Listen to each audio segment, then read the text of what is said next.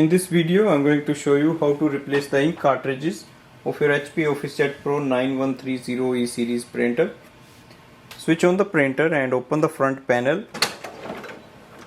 Wait for the ink cartridges to move and come into the middle of this section. To remove the ink cartridge, press the ink cartridge inside and then it comes out. So you have to make sure when you press it, don't leave it like that, otherwise it will jump and come out. So you just have to press and wait for it to come out. Take your new ink cartridges and just install them one by one.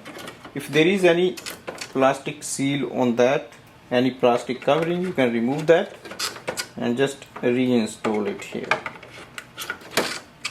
Press it inside. So you may hear a little lock sound. Once you do that, close the door. After installing, you just have to close the door. On the main screen, wait for the printer to show up.